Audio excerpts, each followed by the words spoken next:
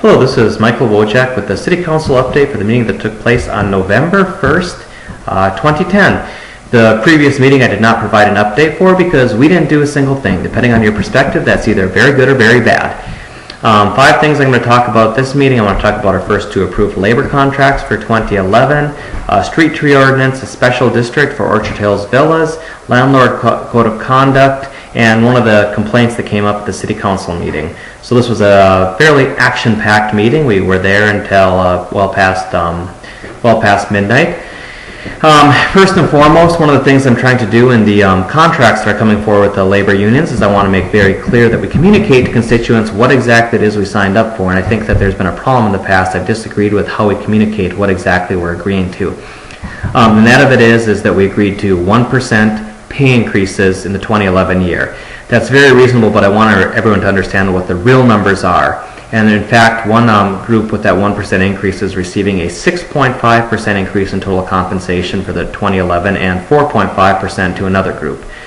The reason that the one group was receiving 6.5% is there were some previously found errors that, despite the unfortunate timing of it, it was our duty to correct them.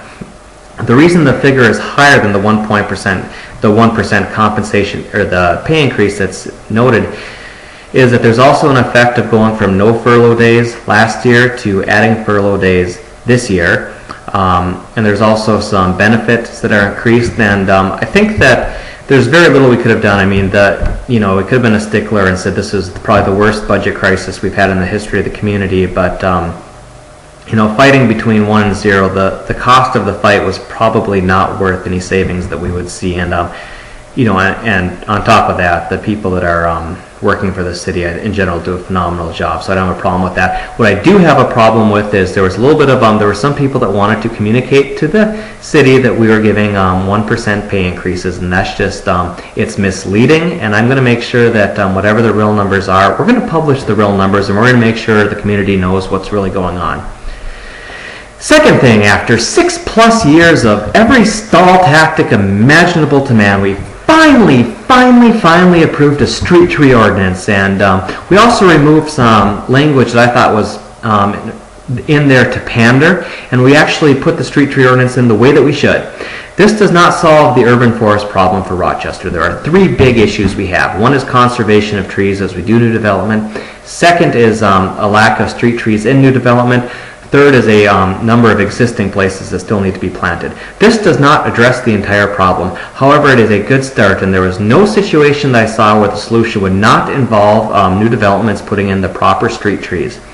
This ordinance will in fact do that. We worked extensively with the developers to put in flexibility language that they approved of. This is both beneficial in terms of the infrastructure that the trees provide, and also in terms of reducing the labor of the city forester, who's actually had to put in quite a bit of time and money into fixing screw-ups for improperly planted trees or improper species in the boulevards. If you plant the right tree in the right space at the right depth, you actually end up with something that's pretty sustainable. It's not going to tear up the sidewalks. It's going to provide a lot of benefits to the city. And we heard about a lot of those benefits there. I was very disappointed with the lobbyist for the area builders who came in there and talked a lot of points, but when pressed wasn't able to back them up, and I intend to put that video up there of kind of my cross-examination of him, seeing if he could back up any of his points, and I think you'll enjoy it as much as the people in the audience enjoyed it. Next up, we had this Orchard Hills Villas, which is an infill development, and they're always controversial, they're always tough, and I think what's being proposed was not necessarily so bad, but given the nature of some things that have happened in the past, the neighbors were concerned about what was being proposed, if that was actually what they were going to get. We have initiated a special district, which will take all of the guesswork out of it. What is approved then will be built. It should provide some more assurance to the neighbors. I don't think the neighbors are necessarily going to get everything they want out of it. However, what is being proposed is vastly above what is required by the current zoning that is there. And I think that I can't say everyone's going to be happy, but I think everybody's going to get as fair of a shake as could be expected out of this. And to those that were really worried about the quality of what's going in there, I could think of a lot of developers that would be willing to buy that land and really put up some crap there that would annoy everybody without actually going to the city council. So I think we're going to end up with a positive solution out of this.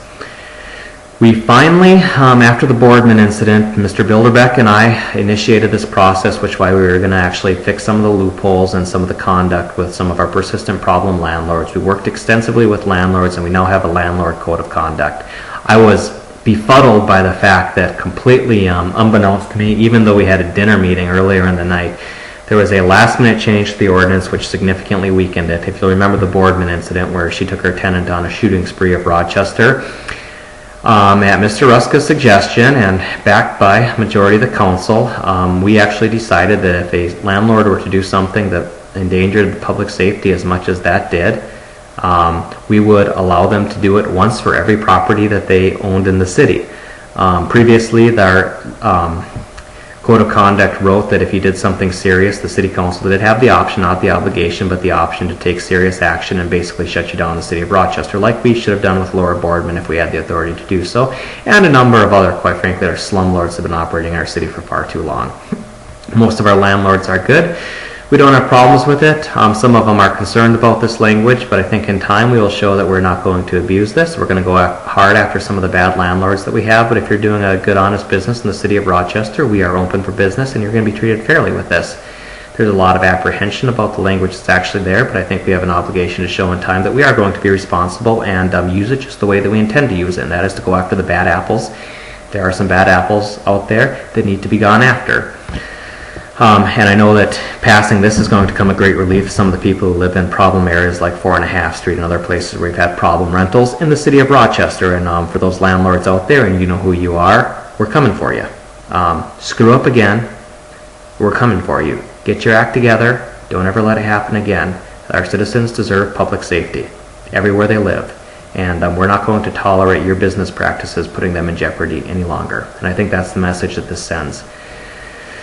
Finally, interesting during the street tree ordinance that there was an allegation of ethical lapses by the chair of the Planning and Zoning Board, basically conflicts of interest that came forward. This is not the first time I've heard some of these concerns with this particular individual.